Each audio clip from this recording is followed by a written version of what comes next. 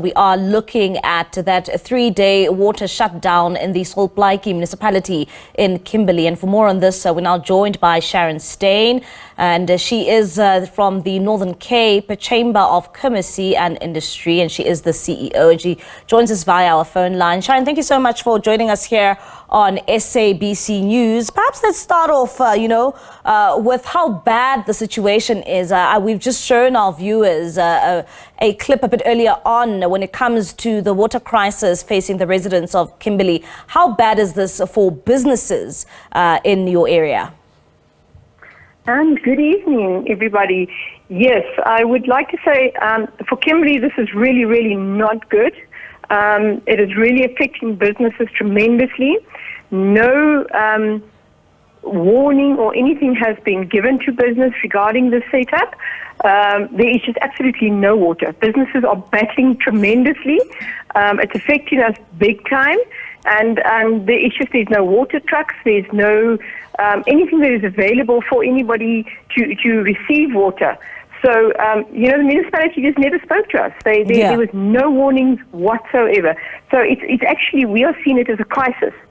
Yeah, and I mean, this is very detrimental, especially if you're running a business, if, you're not even given enough notice when it comes to something as crucial as water, so that various businesses can prepare in advance to ensure that they can still be sustainable and run their businesses, even though the city of Kimberley is without water. Absolutely. That is where our biggest problem is lying at the moment, because no notice was given. What is also happening is now the businesses, most of them, are having to send their staff around to get water, obviously for their clients, for their bathroom facilities. So what's happening is now they're collecting their own water, so that's taking time away from the business, which is really an economic disadvantage to business at the moment. And I mean, it's not even a question of riding up the road. You've basically got to drive to the other side of town to get water, even if you're lucky to receive water there. So this is absolutely devastating, and it's bluntly, it's unethically incorrect the way it was done. What are business owners saying? I know that you are saying that some of them need to source water from various towns and they need to drive for a couple of hours or so. What are they saying in terms of running a business right now and they have no supply of water? Yes, you see, this is where it's affecting the businesses, because as they're saying, if they have to now obviously use their own petrol, it's taking time out of the business, and they have to use their staff. A lot of them are driving to Riverton, which is basically, you can say, half an hour to 45 minutes from the city centre, because the reservoir in town is empty.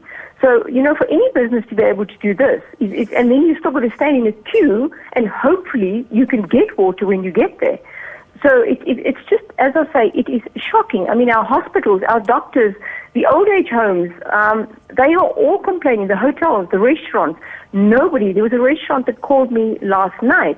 They had to go and collect swimming pool water to be able to keep the guests happy, the guest houses and the hotels. I mean, the tourists and the residents are leaving because there's no water, and there's no explanation. Our municipality is not communicating. They are not talking to us. It's really, really unacceptable. I'm putting it as that, and that's even a nice word. It is totally unacceptable. And what does this say about, the hygiene when it comes to water? Because, I mean, various businesses will still need to operate, and sometimes you never know where this water is coming from. And, even when you're in a restaurant and customers are asking for water, this also can cause a health hazard. Absolutely, and that is what one of my members said to me this afternoon.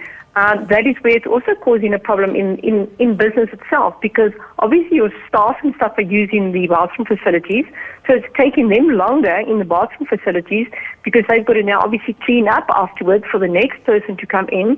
So instead of going into the bathroom, say for instance, for 2 minutes or 3 minutes, they're in there for about 10 minutes. So hygiene-wise, it is totally unacceptable. You just absolutely cannot do it. And I think what is more frustrating than anything, as I said, is our municipality is just not communicating with us. This was not an emergency shutdown. And that, I think, is what the worst is. It was not an emergency.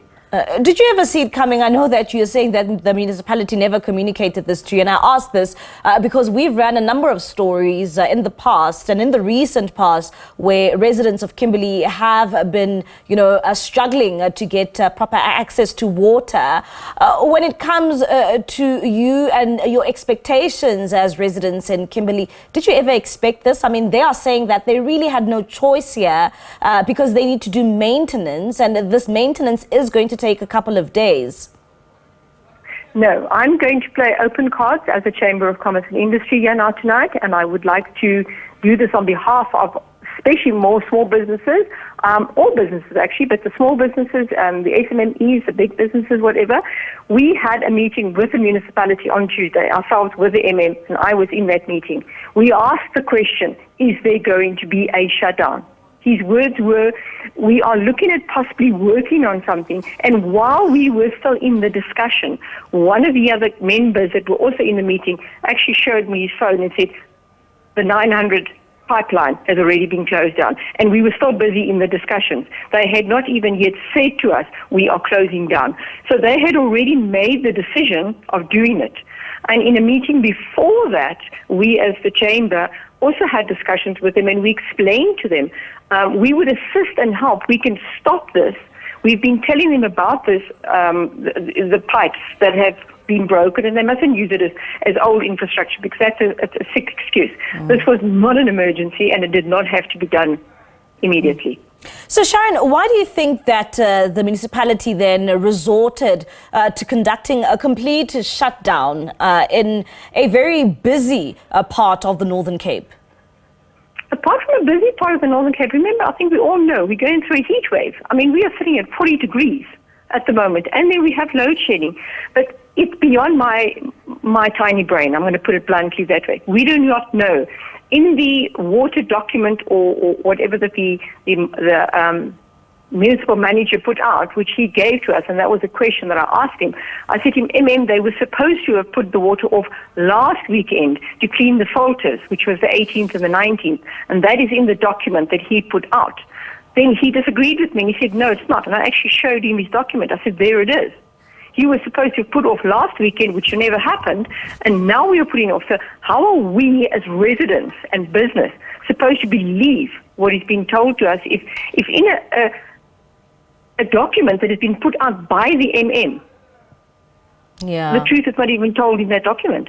So I don't understand where this is coming from. I don't know if it's because they didn't do the shutdown on the 18th and the 19th, which was clarification of the pipes.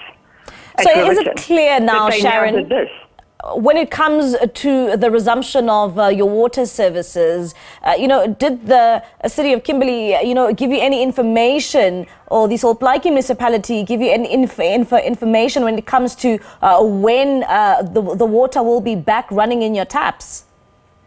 No, and that is another thing that is disturbing. There's messages going around all over. We, as I said, we are not getting feedback from the municipality themselves. I received something this afternoon which said the water could start coming back into the taps tomorrow, maybe by tomorrow afternoon, possibly Saturday. Some are saying Monday, some are saying Sunday. What we've known from before, these are always talk. It never happens on time. And the fact that this was not done according to health regulations, it is, to us as business, very, very frightening and disturbing because they have not followed any regulations on the way that they've closed the shutdown. Sharon, thank you so much for that insight.